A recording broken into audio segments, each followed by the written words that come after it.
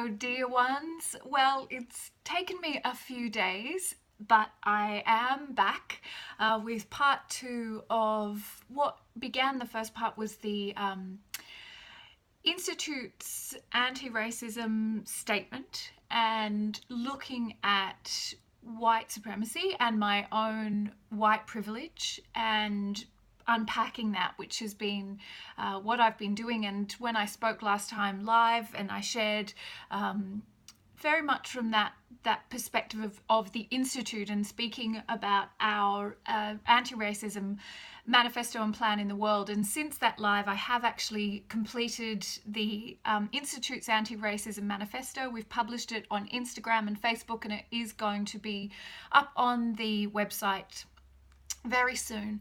And I'm continuing with Layla Saad's challenge, the 28-day Me and White Supremacy Challenge, and unpacking my privilege even more, learning more and more, understanding more about the subconscious and conscious programs, and really, taking personal responsibility to do the work. And today I want to speak part two. I alluded to this in the first part of the first video that I released, that, my work individually and as the leader of the Institute for Intuitive Intelligence is to speak to the spiritual dimension of reality. And in my understanding, everything is spiritual. But I really wanted to begin by speaking in the first video very practically about the things that the Institute is doing and our deep understanding from that human perspective. Today, I'm going to speak slowly again, as I did in the first video, even though you know how difficult it is for me to speak slowly. What I mean when I say that is I want to speak with great care, and I want to speak in a very considered way. I've written notes for myself again, which is an unusual thing for me to do when I go live. But once again, I want to make sure that what I'm contributing to this conversation around white privilege is going to be a contribution rather than just more noise. And I have spent a lot of time thinking about what that contribution is and how I want to speak about this. And this is certainly a lifelong process. This is not something that I'm going to do once and never do again. This is what I'm sharing with you is a work in progress. It's my understanding as it's evolving, and I want to share it with you because I feel, especially for my sisters, for the women that I am in service to, and to anyone else who follows me and feels connected to the way I share things, that sharing what this journey has been like for me may be of benefit to you, because I know when this began for me and I woke up to a deeper level of truth, it was kind of a shock, and I feel like I've learned some things that may be able to support you. So let's begin. And I really just want to center myself with this because, as I say, I'm speaking very much to the spiritual dimension of unpacking my white privilege, looking at that it's kind of even difficult to say, but that, the spiritual white woman privilege that when I first heard that term, spiritual white women and this idea of us being a problem, I took great offense, and I was very fragile and exceptional about it. So my white exceptionalism and my white fragility really stepped in to try to defend me, and my ego used those ideas as a way to say, well, that's not me, that's not my women, that's not how we do things at the Institute, blah, blah, blah, blah, blah, this is not fair, this is causing more harm, you're setting the cause back. If someone's showing up to their spirituality, you should encourage and inspire and educate, and you shouldn't shame and blame and blah, blah, blah. And I was totally in my exceptionalism and my fragility. And I really wanted to prove those people who were saying that spiritual white women were the problem to be wrong. I wanted to be right. That's what the ego does, yeah? The ego defends itself, and it defends the known.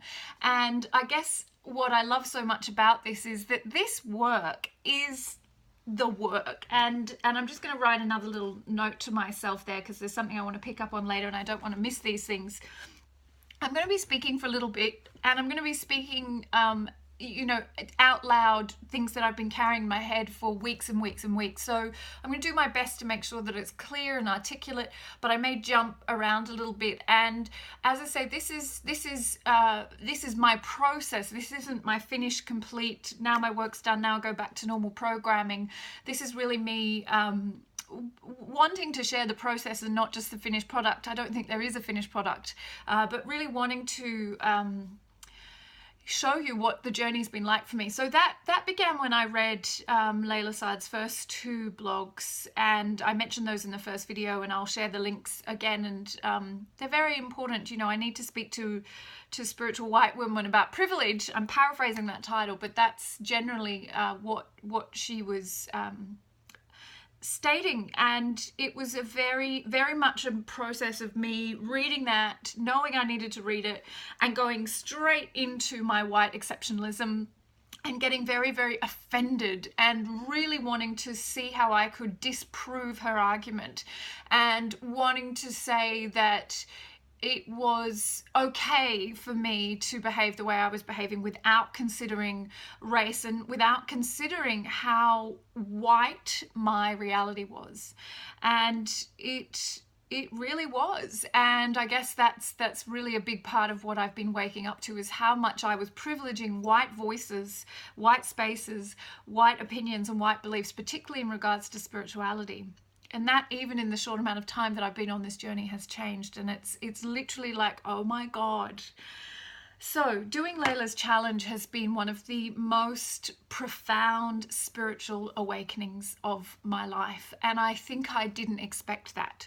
I expected that it would be my reawakening of social activism. I expected that this would be putting me, putting my spiritual activism into work.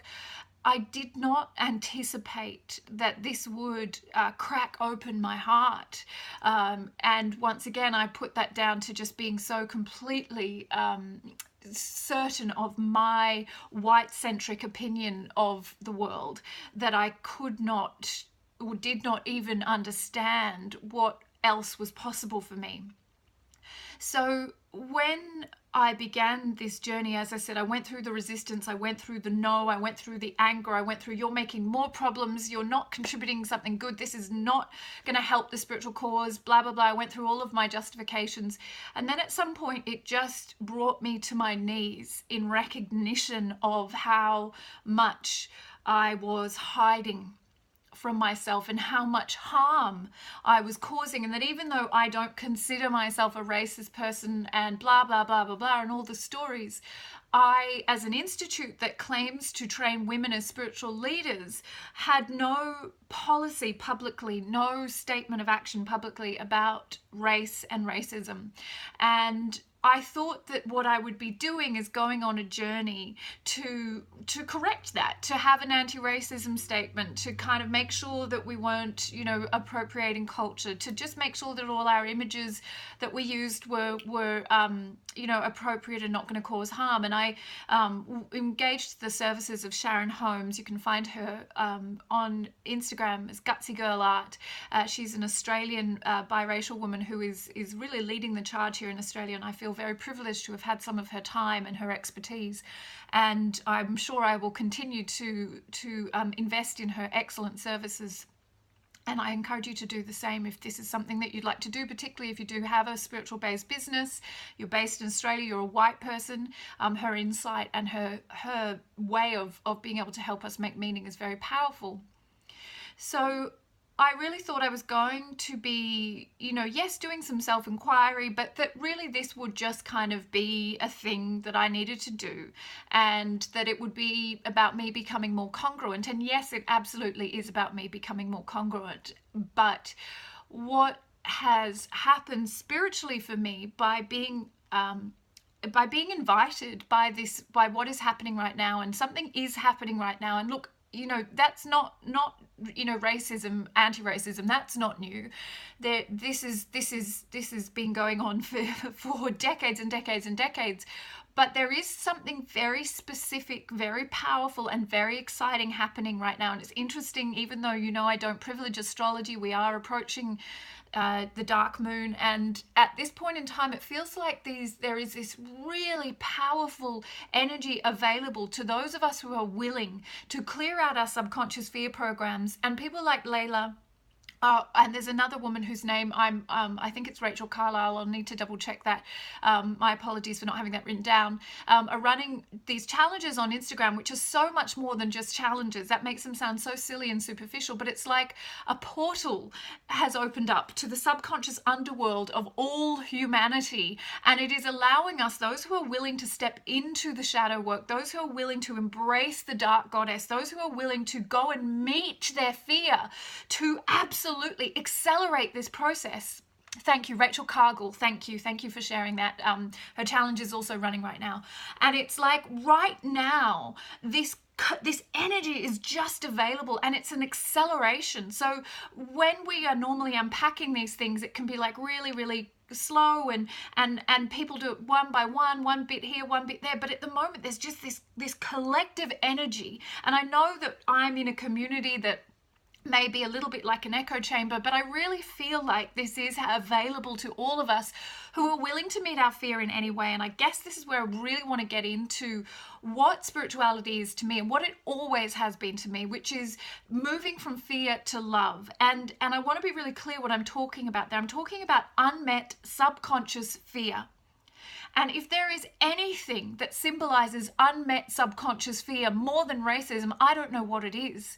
Because what Layla has been talking about, which has really captured my heart, is that this is a process of rehumanization.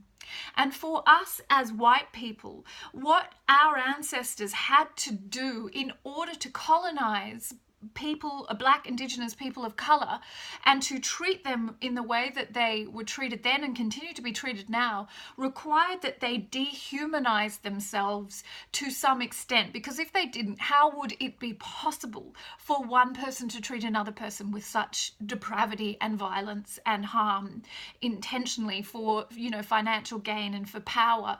So that rehumanization is the work that we are doing through this process, and it is at the moment just so potent. And it's like there's this invitation from the infinite to awaken to those inherited ancestral genetic lineages that have sat inside of our subconscious unmet. So we may have gone to do the work, and if you've trained with me, you've gone to do the work of meeting your subconscious programs at that individual level. But it's like right now, the collective unconscious is screaming out to be purged, to use Layla's term, to be exorcised. And this exorcism that is happening right now, thanks to Rachel and Layla, and to all the people who've been doing this work, for years and decades. And there is just this moment, the energy is going to this place, and that is our invitation, not to wait, not to delay, not to wait until, as I said in the last video, everything is sort of lined up perfectly and you've got time. I think I'll just check my white privilege today because I got some free time. No, there's an urgency about this work. We see the collapse of systems everywhere. Yes, we've seen the environmental, chaos that's being caused by climate change. We're seeing the end of the economic systems. We're seeing the absolute collapse of the political systems. And when everything moves into chaos, that is the invitation for a new higher order to be born. So this chaos is right now actually serving us, but only if we're willing to do the work, so that we do not just try to reassemble the old and replicate the old, because we didn't even realize what was happening in our subconscious programs. Those of us who have white genes, that white lineage in us, we have inherited a dehumanized heart. And it is our work right now, our deep spiritual work, to awaken that heart, that sacred heart. And this is the work that I do in everything that I do. But now it's like I just absolutely see the bigger picture, the bigger context, and I see how closed down my heart has been because I did not recognize what I had inherited. And it doesn't matter if, in 25 other thousand lifetimes I have been a Black, Indigenous person of color. Right now, I am born into this white body. And this white body is carrying stories, ancient stories that say, I am the most important and most valuable. And my job is to check that shit. And my job is to purge that dark, foul stuff that has been sitting in the subconscious basement. And to do that on behalf of the collective. And to recognize that it is our defenselessness that is our superpower. I want to tell you what else is your superpower. If you're listening to me right now and you are that spiritual, privileged white woman, that is your superpower. Your privilege is your superpower.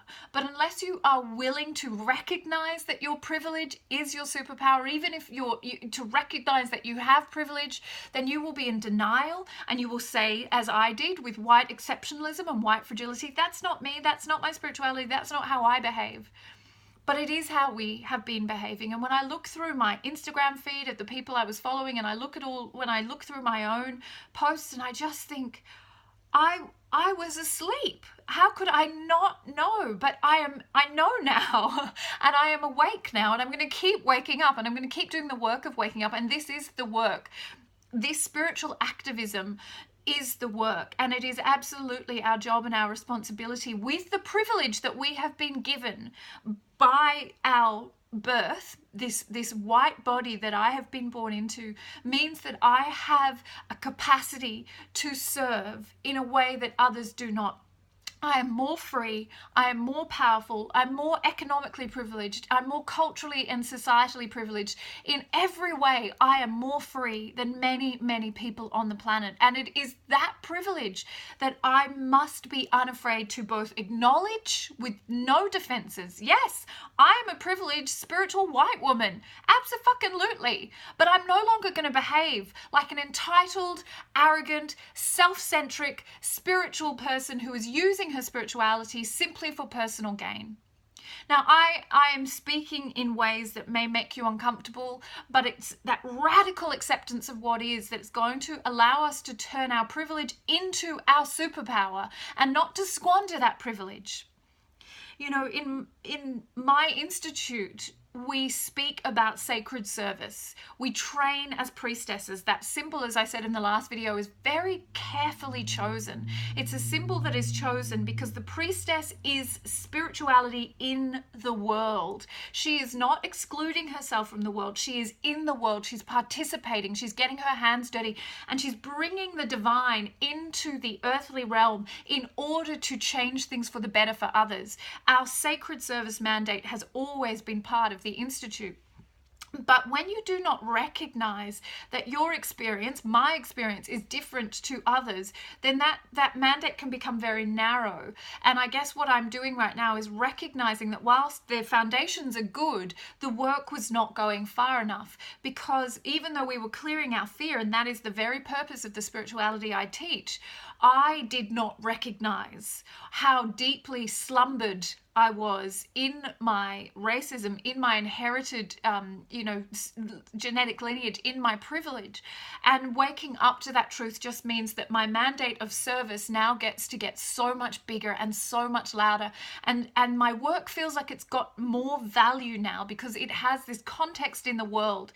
So really moving from a self-centric spirituality, which is simply about the improvement of my own little life, to understanding that my spirituality is a privilege, that if you are free enough to be pursuing your soul nature, then you are more free than most people on the planet. If you happen to be a white woman pursuing your privilege or pursuing your spirituality, you are even more privileged because you have the awareness that is required. So please don't stop at how to manifest shit for yourself. Please don't stop at just how to get more crap in your own life.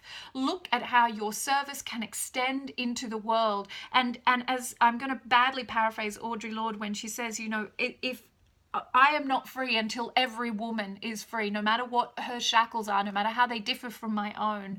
And that is it. That is the motivator for me now, that recognition that if I am born into privilege to to have that right to be able to serve. That is my right. That is my superpower. And I evoked the image of Wonder Woman in the last video, and I spoke about the fact that so many of the white women in my life were so excited, including me, about that film. And I think what we can see in that is the seeds of what is happening now, this recognition that spiritual activism is, we've been looking for a cause, and we thought the cause was our own self-obsession, and we thought the cause was, just us getting more spiritually awake individually, and we stopped there, and we did not recognize that the cause was actually on behalf of all. And unlike all the other Amazons who stayed in their own little paradise and would not risk their lives and their comfort to go out into the unknown to defend those who were more vulnerable and did not have the freedoms that Diana had, Diana would do it. And Diana would take that action. I think that's really what got us excited and inspired, is that we want to be of service, and our complete blinkeredness meant that we really thought it was just about our own stuff. And that, that self-obsession, that spiritual narcissism I've talked about a lot, is actually a really, really big problem in spirituality. And this is where I guess I want to get a little bit fierce. My brand of spirituality is typified by this idea of being spiritually fierce. And what that means to me is that we do not try to use our spirituality as a way to band-aid over the ugly, dark, shadowy, fearful bits of ourselves. We use our spirituality to shine a light into our darkness, to meet our fear, and to raise our consciousness as a result. And as I said, my mandate for that has now just got bigger, because another layer of my subconscious crap has been excavated, and I recognize that there was stuff in there that I did not see and I was not willing to see, and I am now going through the process, thanks to Layla Saad's challenge, of purging, of exorcising that darkness that was sitting inside of me, that allowed me to believe and behave in ways that was almost completely unconscious to me, and yet were no less violent just because of my lack of awareness around them. And now, in this process of waking up, my capacity to serve is increased. And I end every statement, every time someone says, thanks, Ricky, for what you did, and blah, blah, blah, I always end with the same statement. It is my privilege to serve you. And I've never had any doubt about what that means. It is absolutely my privilege to be able to be on this path of service. And my spirituality is a path of service. But as I say, I just did not understand the full extent to which that could go. And now I understand, and now I am so excited about what is possible. So when this comes into your life, if you are waking up right now, or you haven't even thought about your own privilege yet, I want to say that this is another opportunity to get to know yourself as God even more deeply. Okay, so don't be afraid of it. As Joe Dispenza tells us, when we step into the unknown, we become pure potential. And that's all we're doing right now. And we're stepping into that river of the unknown, and it feels uncomfortable as hell. And when that discomfort rises, you're going to look for every opportunity to give yourself an opt-out. And that's where the ego will step in, and it will try to sabotage your attempts to meet your white privilege and unpack it. Or it will come up with excuses, or other things in your life will suddenly take precedence. This work is inconvenient and uncomfortable, and there's no reason why you shouldn't show up to it anyway. Because as Layla reminds us again and again and again, the people who have suffered because of our unwillingness to meet our own unmet shit do not get a day off from that. So why should we get a day off until we have met that fear and been willing to sit with our discomfort? So that's the first thing I want to say, is if you're on this journey, don't be afraid of the discomfort. One of the first things that our ego will do is try to take action to solve or resolve the discomfort. So that may mean that, as I've been speaking with my priestesses about, you may try to take action too quickly. You may not do the work that you need to do, but rather want to try and project it onto others. You might want to tell everyone about this, but actually at the moment it might just require you to sit with the discomfort, learn, read, educate yourself, take the challenges that are available right now. They won't be available forever, and this is a very rare moment, so jump on them and actually go through the work, the process of doing the work for yourself. When you are ready to lead and speak on behalf of your community, then do. But that process of listening is going to increase your capacity to go deep into this, because it's the discomfort that will try to say, quick, do something. I need to resolve this really, really quickly. It hurts. But actually, that's it. That's the dismantling. And we know this whether we're doing our own work on releasing subconscious fear programs about anything, that it's the discomfort that shows us that the work is working. So be with that. Please don't try to resolve that too quickly, but keep doing the work. Don't ignore the work. Keep showing up and take the prompts that are being offered by the world. Write down what you're experiencing and feeling and participate and meet your own fear and clear that fear. That is our job. So I'm just looking at my notes. As I said, I just want to make sure that I am speaking about all the things I want to speak about. You know, one of the terms that really got me when I began this process was spiritual bypassing. Oh my God, I was so up in my white fragility and exceptionalism around that. It was like, what do you mean my spirituality is bypassing or silencing someone else's experience? My spirituality is awesome. You possibly just don't know about my brand of spirituality. You're probably talking about some other person's brand of spirituality. And I'm not that superficial. And I really, really couldn't kind of make my peace with this term of spiritual bypassing. And of course, then I sat with the discomfort. I got off my high horse. I started to unpack my resistance and to look at what was actually being said and what opportunity was being given to me to get to know myself better, which is really what this work is all about. This is what spirituality is truly about. It's how do we descend into the darkest parts of ourselves to meet ourselves as God in those places, so that we emancipate that and bring everything back to the one mind of God.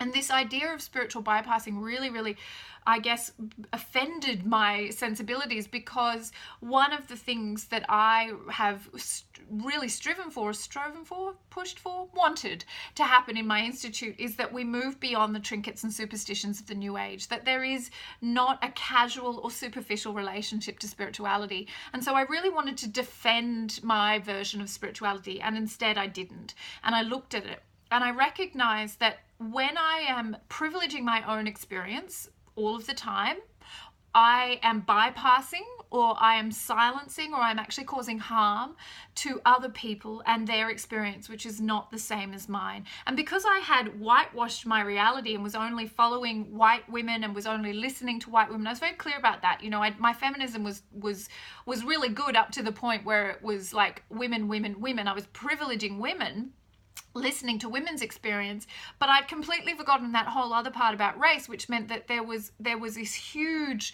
amount of resources and knowledge and wisdom that I was silencing, and my silence was violent, because I just had not recognized how much I had limited my view of the world to a white-centric view.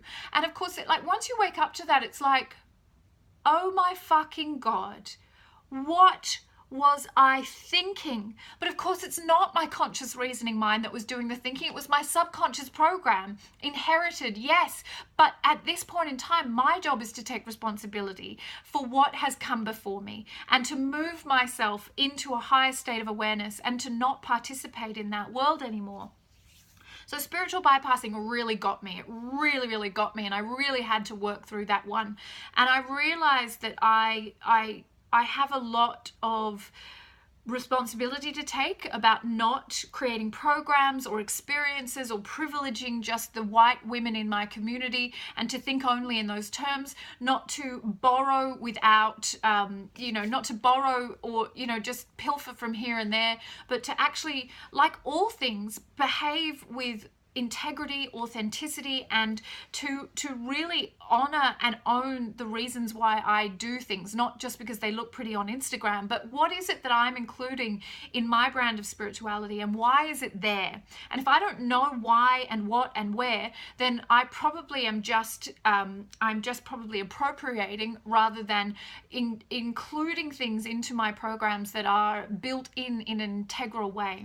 So one of the things I talked about in the last video, so I won't talk about it too much here, is that When I take my third level priestesses to Bali, we have a spiritual ambassador. Her name's Lou Manis. You can find her on Instagram as Prana Santi, and you can engage her services. She's a Giro priestess, and we go into that very sacred, very beautiful place with the awareness that that is not our place, and that if we want to have experiences there culturally and spiritually, that to have an ambassador to invite us into that experience, to set us up, to welcome us into that place, is vital to the quality of what we do, and to the level of care, and to the acknowledgement that there is someone in that environment whose spirituality is deeper and more profound than ours, and to defer to her authority in that space. And I think that's a very big thing for me, is that we're not just going in there because it feels really good there, because it really does feel really good there, but we're going in with absolute respect for the fact that there is a context that is bigger than just us wanting to, get high on the amazing kind of energy that's available when you sit in meditation in Bali. So that's one of the things that from a spiritual perspective is very important to me. And I mention that because it's part of that commitment to not engaging in spiritual bypassing, or not just kind of appropriating culture, not just going to Bali because it looks good in my pictures, but because I've chosen that place because of the profound energy that's available there for spiritual awakening, but that I do it with great care and great respect, and not just in a kind of, grab, this looks great, buy that, do this, and then go home again. I'm looking at my notes, as I said, which is different for me, but I want to make sure that I'm really speaking to all of the things that are important. I guess one of the really beautiful things about this process for me has been the recognition that whilst it did not go deep enough, what the Institute has established and will continue to grow is a space in which superficial spirituality does not have a place. And that, to use a term from this anti-racism, white supremacy movement, that optical spirituality or performative spirituality is something that will not be tolerated in this space, and it never has been. But it's even clearer to me now that this idea, the performative spirituality, where you turn up on Facebook and you do a live about how important it is to meditate, and you light your incense every day, and you get your smudge stick out, and you do your things, and you put your crystals out under the full moon. But are you doing the work? How's your devotion? How is your devotion? Where is that? Are you performing your spirituality? Are you showing up in the places where people are looking to perform a spirituality which is actually foundationless? And those women who are engaging with this conversation in my community are without question the women who are doing the work, because even though it's challenging and it's pushing and it's hurting and all the things that you might expect as we break free of fear, their devotion means that they're ready and they're unafraid. And one of my priestesses just put it so beautifully. Jane said, this is it. This is, I'm paraphrasing you, Jane, but that this is what we've been training for. Now we actually practice. Now we do the work. We go into the places where the darkness is the darkest and it feels the most scary, and we're unafraid because we're not afraid of fear. Nothing real can be threatened. Nothing unreal exists. Herein lies the peace of God. And those words from A Course in Miracles are applied to everything. The fear that exists in the world is illusion, but it is illusion that has to be met. It cannot be bypassed. So I don't say fear is an illusion so that it gives you an opt-out of having to participate. I tell you fear is an illusion so that you will not be unafraid to go on to meet it. I tell you fear is an illusion so that you will have the courage to go forward and to meet that illusion and to break it down, to free every woman and man and child on this earth from the bonds of slavery to fear. Because what has created racism is fear. And what will end racism and all of the other social injustices that keep people in a prison, literally and figuratively, is our willingness to go and meet that fear fearlessly. And we do that individually and we do it collectively. And this is spiritual activism. In my understanding, the world is an illusion. It is a dream that has been created as a simulation so that we can learn about ourselves, all of us. We come into this world and we play out our lives in a program so that we can learn how to move from fear to love. That's what we're here for. We are here to learn how to move from fear to love. And I'm not talking about soft, fluffy, fucking twin soul, find a boyfriend love. I'm not talking about things that are nice and easy. I'm not talking about love that is human love, human idea of love, which is actually about possession and ownership and codependence and guilt and shame. I'm talking about infinite divine love. And love is all there is. That is the truth. But I am not talking about a human love when I say that. I'm talking about God's consciousness. God consciousness is love. But love is not soft and fluffy. It is fierce and it is strong. And when you invoke it, it will bring light to the darkest places and it will scream. And it is typified by both, Mother Mary and Kali. It is not one thing. It is everything. And sometimes it is a comfort and sometimes it will tear you down and destroy every sense of your identity that you thought was truth. And that is the love that I speak of. And that love is eternal and it is all there is. And it is what we are here to learn how to return to. That is the purpose of our life. So if there is unmet fear anywhere, we are not on purpose with our spirituality. If there is unmet fear within us that makes us believe that another person for any reason is lesser than us, then we are not working. We are not doing the work of our sacred spirituality. It is our responsibility when we are on this path. So as the spiritual white woman, you are privileged. You are given an opportunity. You are free enough to pursue this, but do not stop at trying to manifest stuff for yourself, because that self-centric spirituality will not fly. It is a sham. It is a sham designed to distract you from the purpose of your life, which is to move from fear to love. And if you stop at how do I get more stuff for myself and the people I gave birth to, then you have missed the point. And spiritual activism is primarily an inside job. Go and meet your own unmet shit and go deep and then go deeper and then go deeper still. Because just when you think you've got to the bottom of that pile of fear, there will be more. And that is not a cause for grief and tears. That is a cause for celebration, because there is only one of us here, and that oneness, that true oneness, not the superficial oneness which is actually excluding everybody who doesn't fit your version of reality, is the only eternal truth, which is what I do for myself, I do for everybody else. So that oneness is the eternal truth that we must navigate our way back to, the first immutable law. All is one. All is of the one mind. Not the convenient, all is of the one as long as it looks like me and sounds like me. It means I get more money in the bank.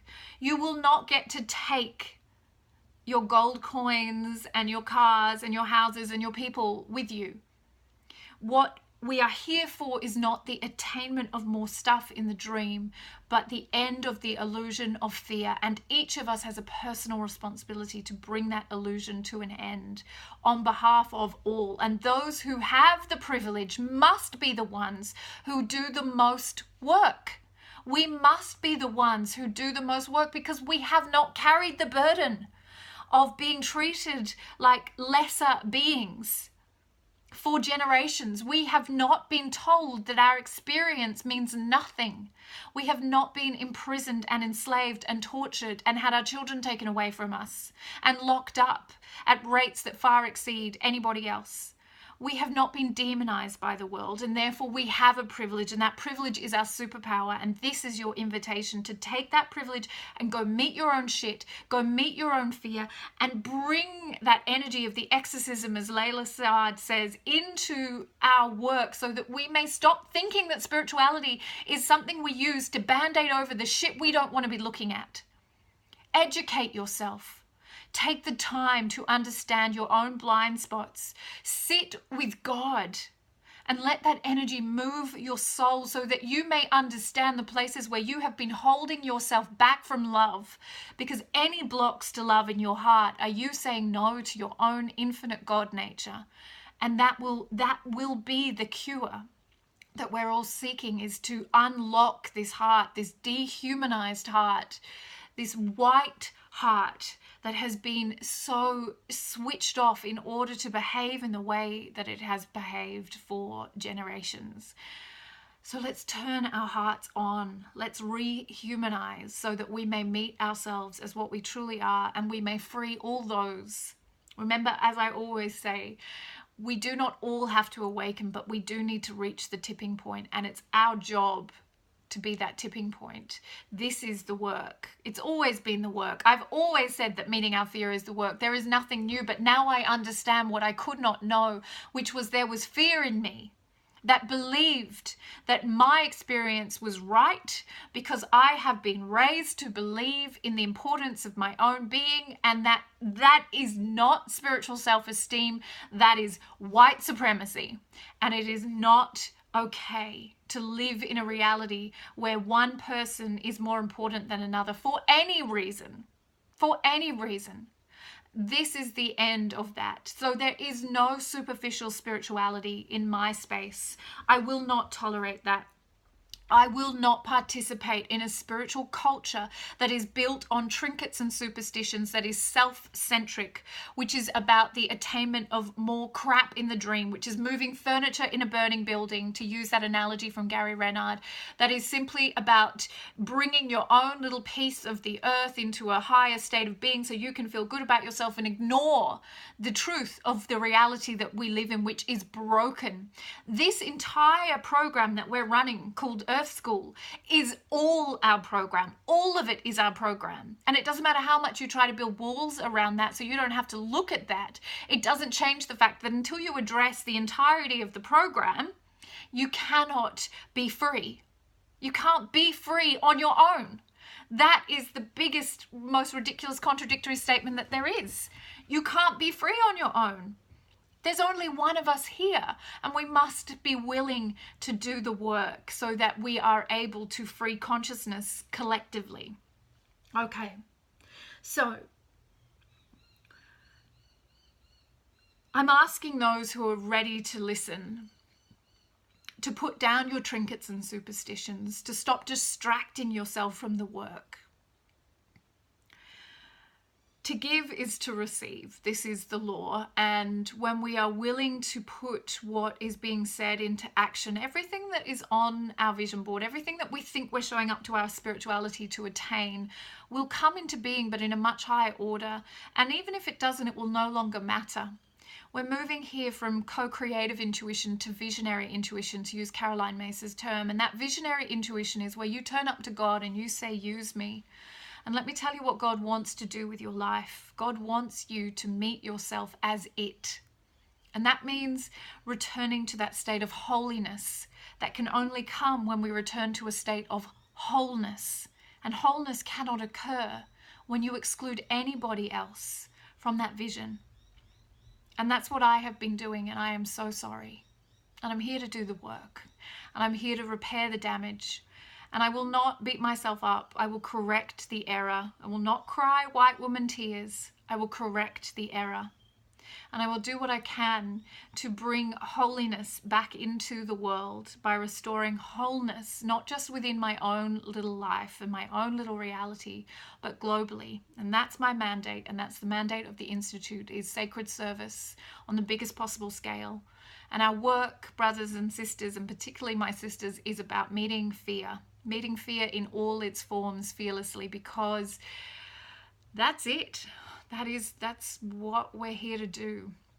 And if you find yourself pushed or confronted by anything that I'm saying, I just ask you to unpack it. A superficial spirituality, like white privilege, needs unpacking. Why have I been so wedded to the trinkets and superstitions? Why have I believed that my purpose is to, follow the moon in the sky and look at my crystals and to sage things and to, all of those things which are not in themselves harmful, and I'm not in any way intending disrespect.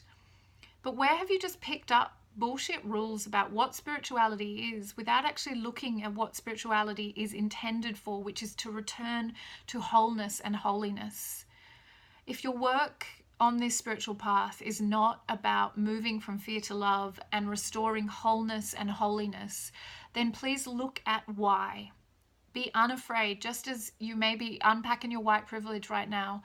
What have you built your spirituality on? And perhaps the foundation of your spirituality was just imitating what you saw around you. And now you may stop to question, how can I do better? What else is possible? And how may my spirituality contribute something greater to the world? I'm here in service to something so much bigger than myself. That is what motivates me. That's what motivates my trainings. That's what motivates my institute. But I will keep doing better with that. And I will keep increasing our inclusivity. And I will keep making sure that I'm not privileging a white-centric, self-centric spirituality as part of that process. So I think I'm done. Thank you so much for those of you who have been with me and listened throughout. I will share this on YouTube, so if you did miss it, you can watch it again. This is part 2 of this statement on anti-racism and inclusivity. But as you can see, it's big. It's very big, and it's really absolutely galvanized me, and it's given me a clarity and an insight and a deep feeling of purpose. And I understand now what it is that I am here for, and it is to move spirituality beyond the trinkets and superstitions so that we actually step into our spiritual activism and know that it is the work. There isn't anything else. This is what we are here to do.